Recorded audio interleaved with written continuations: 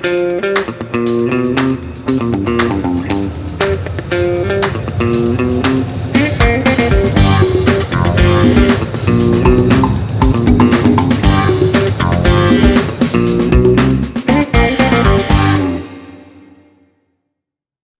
Andy. Hi Matt.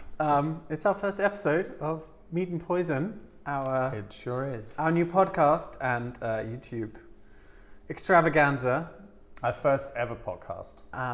We should say first off we're filming here in Funky Deli in Düsseldorf, and their address is going to be below This address? Our favorite bar, restaurant, come general hangout spot. Definitely check. On Come and check it out. Brunenstraße. Yeah. And do you want to tell them a little bit about Meat and Poison? Yeah, Meat and Poison is the cultural podcast you've been searching for. We decided to do it a couple of months ago and have been working on it for a while. It's about our likes and dislikes around today's and yesterday's culture, about the Mostly countries- yesterday's, to be honest. So far, it's We are not modern people. it doesn't have a modern feel to it yet, but it will. We are two expats living in Germany. Have you said that? No. Was that in take 700? I have If I said this is the first time we're doing this, I'd be lying.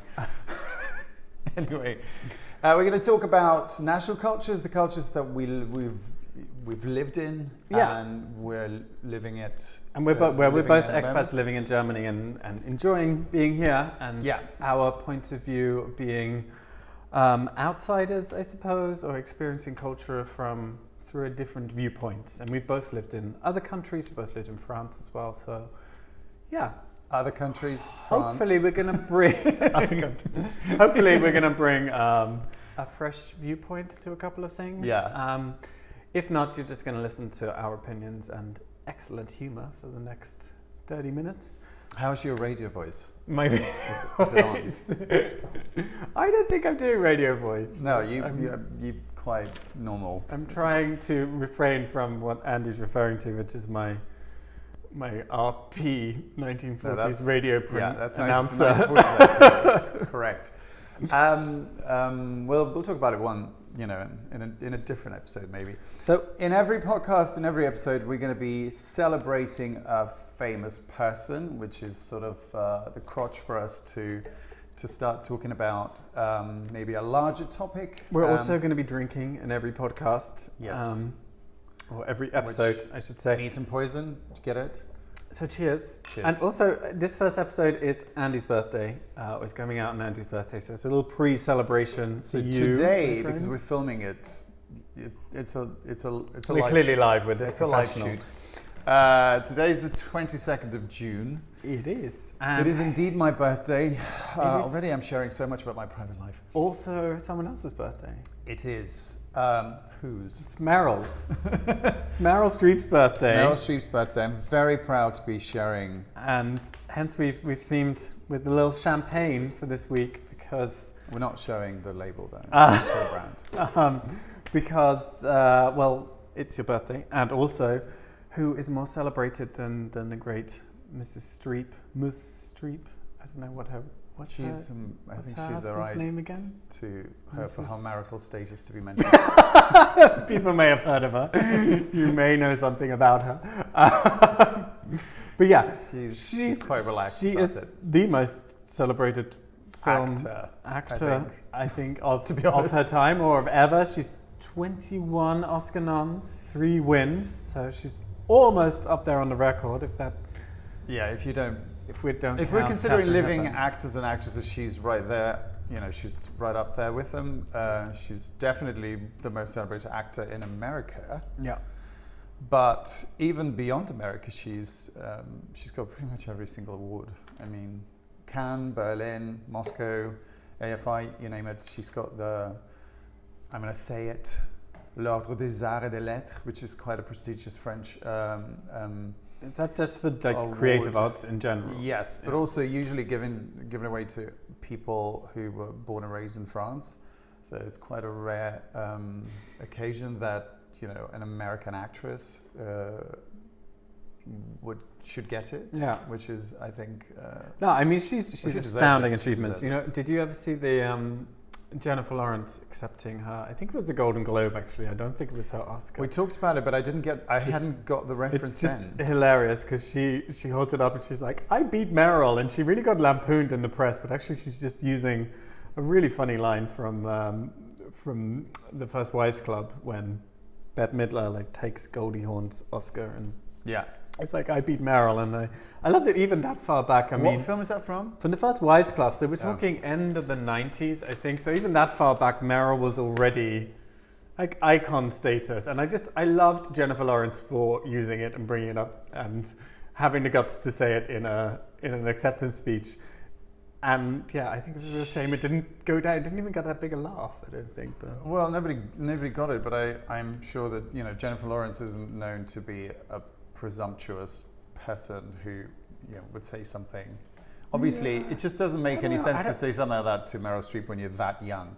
And no, I mean that would be ballsy if it wasn't a line and she just got up there and was like, "Ha, maybe winner."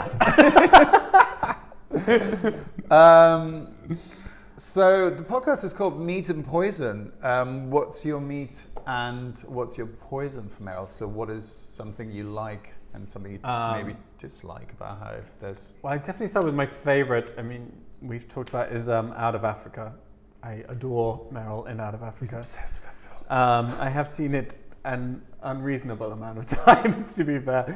But it's just Meryl at her... And made me see it a couple of weeks ago, which I enjoyed very much. We're very thankful for. Yeah, enjoyed very much. She's Great just film. outstanding. It's a beautiful piece of cinematography in general. There's some really beautiful scenes. And Meryl is on fleek with just the accent and the... But tell the listeners, the viewers maybe, about one little detail that I discovered for you in the film. This was great. So the film's, the central characters are Karen Blixen as her and Dennis Finch-Hatton, who is a very posh Englishman.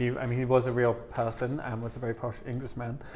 And halfway through the film, Andy's like, "So the American?" And I was like, "Well, who's the American?" And Andy's like, "Well, Robert Redford." Wait, so just to clear it up for the people maybe who haven't seen the film, Meryl is doing a flawless Danish accent in this film, playing Karen Blixen, but a real life character, and she's doing such a marvelous job. The whole film is basically based around cinematography and Sidney Pollack's directorship. No, but it is. Her performance kind of brings it up into that. It absolutely. She kills in this film. Anyway, so she's nailing this accent, and you're fully believing she's an expat. And Andy suddenly references the American. I'm like, well, where's the American? It's like then Robert Redford's character. I was like, well, no, he's a posh English guy. And then suddenly realized that you're totally right, and he just makes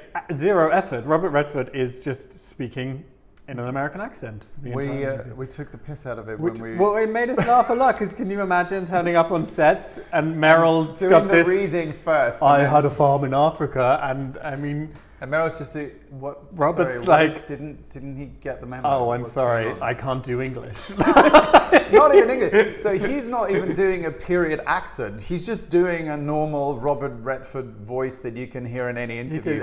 Seriously, zero effort. It's very, I don't know, he probably got away with that. But it's weird. I've watched the film so many times and just never noticed it. I think because I'm just concentrating on... Because she just Meryl, eclipses everyone. Just doing this glorious voice for the whole time. It's true. There's a lot of really wonderful colonial accents in there. True. You really like the girl Felicity. Oh, yes. Hello, the house. Felicity was... anyone that can rhyme house with mice, I think is just wonderful. She was so cut glass. Talking about... tell me about your poison first, and then I'll tell you about my meat and poison about her, and then we'll talk about accents a little bit more. My poison for Meryl... Do you have one? No, I'm trying to think. I'll have one by the end of the podcast. Right. Well, my favourite ones. Yeah. So obviously, she's got stellar films that everyone probably must watch.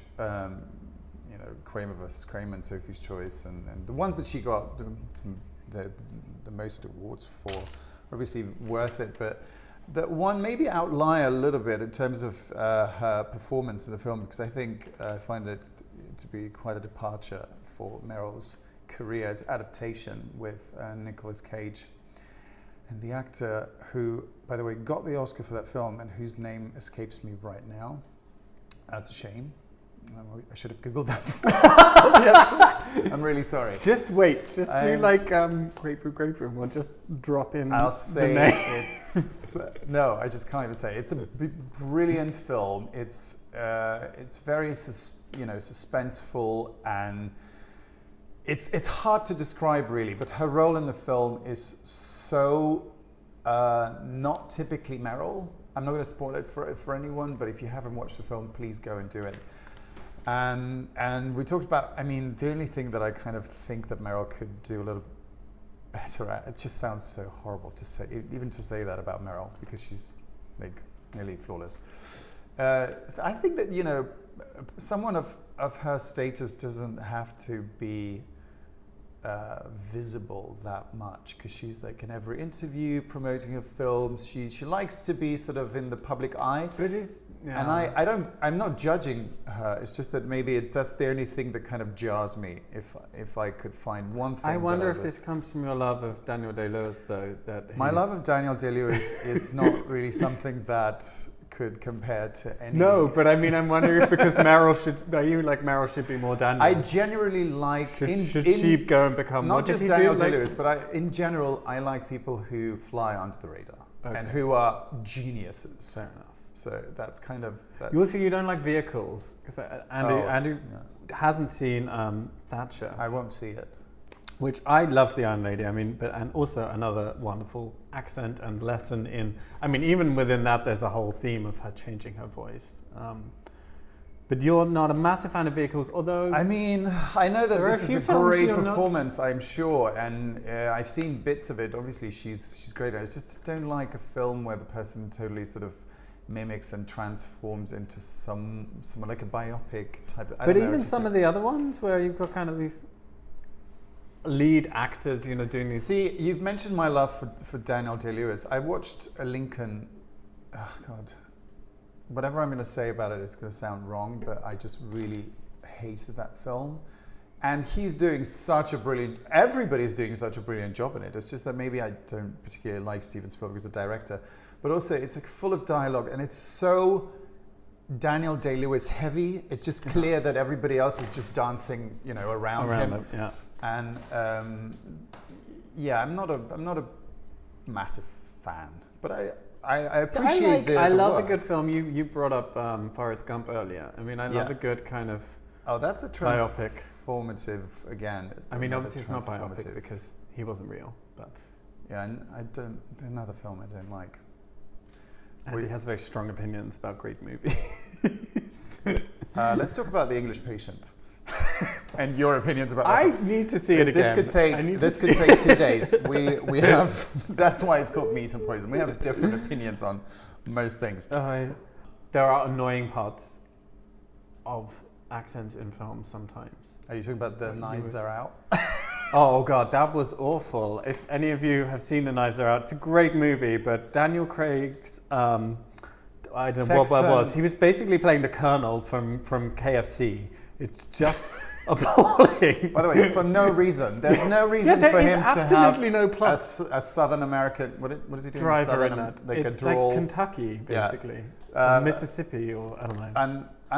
I don't want to say uneducated, but it sounds really bizarre. It was a very odd choice. I don't know who made that choice or what. They probably, the only reason I think of is they said, well, we need to give him a voice that no one would completely change his image and personality, because everybody remembers him from James Bond. And maybe that is, that could be it. But no, but you were saying about people when they're using regional accents and then... oh God, yeah, that's another pet hate of mine, is when... And Meryl to be fair, Meryl's done that as well. I mean, we talked about it in Out of Africa, and you said, well, she was a very well-educated woman. Okay, fine. May happen, and also the director's given us all the best bits about her, so maybe she was absolutely flawless. But then there are some accents in, and you know how much I love, radio dramas, and sometimes tune in for something which is done in a Russian or an Italian accent. The accent is perfect and the actors are doing a great job, but also they speak in like flawless English grammar. So it's basically like someone is just doing a character. Someone got so far in their language training that they've perfected the grammar. It's not just like good grammar that you can hear in the street when you come across a good English speaker. It's sometimes like period, complicated, good grammar written by a very well-educated author. We were listening to a radio play. I think it's a government inspector or an inspector. The goggles. So like a seminal Russian piece, and they decided to set it in like West Country of England, which was fine because it's supposed to be like provincial or regional. So everyone's got these very like country bumpkin things, but they're still called like Igorovich. Yeah. So it's like welcome, have some cider, Igorovich, and you just have absolutely no idea what's happening. It sounds like you're just listening to it on acid. It was really. I don't think I giggled more at a radio play that was not intended to be funny in any way at all. Anyway. Well, we've been talking about sort of Meryl and film and accents, and we are two expats living not in a country we were born in, Germany. We mentioned that. Indeed. And we've both been here for different amounts of time. So I've been here 4 years. Andy's been here coming on 10 years now? No, I've been here for over 12 years. Over 12 years. And studied here. And so we have... So I'm basically a hard-boiled German. You are basically German. I look German. We have different levels of German, obviously. And I've always... And when I lived in France, it was the same case. My accent has always been obviously foreign. Like I've never got to a point in a foreign language where Wait for him to say Le Petit Prince later on. When anyone has ever mistaken me for a native speaker. And I don't know what your opinion on that. For me, that's always been a benefit. Like I've enjoyed the then kind of allowance by locals to get things wrong, to get customs wrong, because nobody's holding you to account on, you should know this already. So, here I can make mistakes with the polite form of you and stuff like that, and it's much easier. Whereas you, I think... I like to immerse and disappear in a culture, but it could be, I mean, I think it's a massive blessing sometimes, but it could be a curse. I'm racing through this. Sorry? I said I'm racing through this. It could be a curse when, especially I found that in France and in Germany when they realize, okay, well, he's one of us. Yeah. So we're just going to drop these bombs on him, cultural bombs, in negotiations and meetings where people they go off and you kind of, you have to play by the rules, you have to keep up with them, and sometimes it's really hard. You don't get a level of expectation then? You're treated like their own, which I appreciate, but sometimes if you misread the code, if you don't know so you don't have you don't have to have an excuse to say like, I'm a foreigner here, so let's I know. I only look out because there's a massive window here and people just walk by and look in. Or good God, we didn't close the street for filming. Yeah, we're sorry, we're not. We will any money yet next time. But yeah, so it could be a curse because people will you won't have an excuse of being just a foreigner who's sorry. Yeah, but there's benefits. I see what you're saying. There's benefits in terms of being allowed in, maybe, to the club. That I've been in some jobs where I was literally just criticized for a small error in German in a document that was going out to a client, and there was nobody, sort of saying, well, okay, but it's not like, it's not his fault really. He's trying his best. So everybody's like, what's going on? There's a missing article here, or something. So there you go. You kind of you be careful what you wish for, I think. Yeah. Well, as with everything, I suppose there's benefits and negatives. Yeah. But you were saying you've never been, or you were never really complimented on your accent in France, but here. Yeah, I think it's much easier to get a compliment in Germany because maybe people don't expect, or Germans don't expect. Are there less people who do speak German? as a foreign language Where's than your France. Radio 4 grammar? Fewer. So much fun being with someone who corrects your English as well. Sorry. I think that the Germans have fewer expectations about people learning their language to up to the level that maybe I may speak here or some other foreigners may speak here. But the French, they kind of expect you to speak their language. No, that's actually something I've also always thought that it's one good thing about English people or English-speaking nations that it's not a great thing that we seem to have less ability to speak other languages or less interest in learning other languages as a group of people. But there is therefore an onus on English people to understand bad English and to make the effort to understand anyone that is attempting to speak your language, which, true story, in my experience, is not always returned, especially when I first moved here. France, actually, despite its reputation, I was found to be slightly more forgiving. I don't know if that's because I was living in Paris and it was a bit more cosmopolitan. I don't know. Wait, but you spoke English there? No, French. But what I'm talking about is people making the effort here to understand my bad German, particularly when I first moved here, which is something as an English person you do on a very regular basis, particularly if you work with international people. You have to make the effort to understand what are they saying rather than just flat out saying I don't understand you, which was sometimes my experience here at the beginning. Was even though I was making what might be considered smallish mistakes, small pronunciation mistakes or small grammar points, it would just be totally not understood at all. There was no kind of... Although to be fair, I am agreeing with you a little bit, because when I used to work at the Council of Europe for a couple of months, one of my next door neighbors in the floor I worked in was a German woman who worked in France, and back then my German wasn't particularly as good, but I just really was keen on practicing and any opportunity I would jump at, and she would literally correct me more than any of the language professors I used to have. She would correct every single word and every sentence. It's kind of exhausting after a while. It is exhausting. It gets exhausting. I was appreciative at the beginning, and then at some point I just found myself escaping her because I knew that I would have to talk German to her, but my German wasn't, kind of on par, or at least not, on the level. Yeah, I think it's always nice to have feedback and people tell you if you're really making big mistakes, but I do think after a while when you're making an effort, my experience has been like, well, let's let a few slide. It's a nice thing. Have we talked about us enough? Anyway, back to Meryl. I suddenly remember what my poison is for Meryl. Oh, go on. Florence Foster Jenkins. Which that's your favourite film. It upsets me so much because it's just like this body of work, and then that just... Have you seen it? Stinks up the room, in my opinion. Yeah, I've seen it. Oh, I haven't seen it, so I'm not judging it without seeing it. Wasn't she nominated for an Oscar though? Yeah, she was. But then it was at that point when basically she sneezed and was nominated for an Oscar. So I'm not sure Meryl being nominated for an Oscar doesn't narrow down her film roles enough to me. Yeah, but doesn't she always, obviously it was like a comedic performance. I just really didn't like it. I didn't like her in the role. I just didn't like it as a film. Was it heavy enough?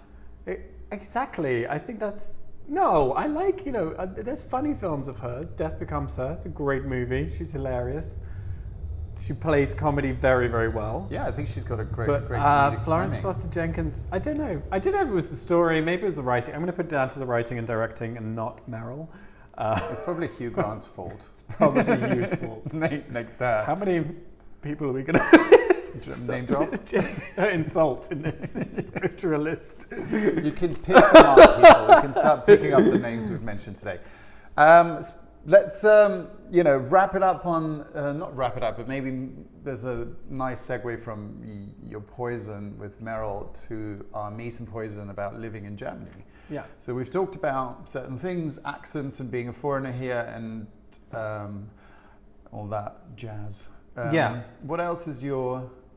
What is your meat? Well, mine is kind of a double-edged one, to be honest. It's both meat and poison, I think, which is the thing with socializing around beer. Work. Beer is also another It could be danger zone here on who you might insult by drinking the wrong beer in the wrong wrong region. Maybe we'll do that on an episode when we're drinking beer. We will be. And we will be talking about. No, it's the kind of socializing around work thing, which is not much of a thing, or definitely not so much of a thing as it is in the UK. There the kind of Thursday, Friday night drinks in the pub with your colleagues is a big part of it, and a nice way to meet people and whatever. And that doesn't happen here. There's a big division. Was that a case in France where you used to live there? Was that a thing? Yeah, I mean, I had a very social job there. I was working in a kind of media fashion, so it was also centered around events, I guess, more than my job is here. So that may have been a difference, but yeah, I socialized a lot more with my colleagues than I do here, and I only have experience of a couple of employees here, but I think it's a benefit in one way. I quite like the separation of work and social life, and there's very much not an expectation that you let the two blend. But it was definitely like a negative when I first moved here in terms of growing a social group or that kind of thing. It can be hard because I've worked in a couple of jobs here, and I did find that to be true. People don't really socialize with their colleagues as much. Well, at least when I was working for jobs when I had to fly to UK back and forth and work a lot in London, it was the night and day. Yeah. I would know everybody in the London office. We would have, drunk wine or beer. It's an absolutely different. I mean, the level big benefit is you don't have the shameful Friday or Monday morning where you've gone way too far and everybody's told your colleagues some hideous facts about you or done God knows what. Not speaking from experience, but obviously not. We don't do that. What about you then? Meat and poison in Well, I mean, you've kind of spoken about something. I mean, you've touched upon something that resonates with me as well. I mean, the very strong sense of departmentalization of things in Germany, of responsibilities being, in a shop when you buy something and you ask the wrong person from the wrong aisle, they would just, send you away to look for a different person, which can be tiring. So true. And what's your meat? My meat about Germany, well, I would say the general assiduousness of this country, their focus on quality. Such a lovely word. It is a lovely you brought it back in again. What do you mean? It's the first time we're filming it. The focus on quality in this country, I think it's quite, I like it. I enjoy it, the definite benefits of it in the healthcare system. I think that duty and dedication is a huge benefit as well, because duty dedication is really two strong words to describe German culture. Well, to finish up, can I ask you, the famous person that we were celebrating today was Meryl Streep, so is it your meat or is it your poison? I mean, it's an obvious question. She's got to be meat. She's a difficult one. It's not going to be meat every time. We promise you we will be bringing people Not if we keep letting Andy choose. That's not true. I've added a lot of poisons. It's actually not true. But I do, trust me, there will be differences of opinion, and we'll have a lot of poisons here, like definite poisons, promise. But still people that are, celebrated and enjoyed by others. Yeah. Let's finish by giving some generous recommendations to our viewers and listeners about, we've decided it would be about Düsseldorf, right? Yeah, so this is the city where we live. Well, also about Meryl, maybe. If you yes. Well, but for us, I mean, I think our first episode we want and should recommend Funky Deli, again, where we're filming. The Funky Deli, run by our very good friend Fami, and it's here on Brunnenstraße near to Bilkergarten, and it's a really great little bar. You'll get the address in the bar below, or in. And recommendation for Meryl, I think anybody who knows her has probably seen it already and knows her. Pals. She's my pal. She's my pal. It's this, the Stephen Sondheim tribute she did a few weeks ago. Yes, it got really viral. It was brilliant. I don't think brilliant. Her and Christine One of my Baranski. friends sent it to me yesterday for the second time and wanted to discuss that with me. He said, we had. Yeah, anyway, it's great. She does Ladies Who Lunch with Christine Baranski and Audrey McDonald, and they're very, very good. And it's a very fun thing to watch if you get a chance. Well, we've talked about the Funky Deli. Again, Brunnenstrasse is a street that we love in the area we live in Düsseldorf, so please check it out. It's got lots of other great bars and restaurants to visit and galleries. And Meryl, I've already said, I think that, for people who don't know and have never seen any film with Meryl Streep in it, I mean, there's quite a body of work to go through, but one of my favorites, just because it's so entertaining and still the acting in it is very, very detailed and just interesting to watch, is Adaptation.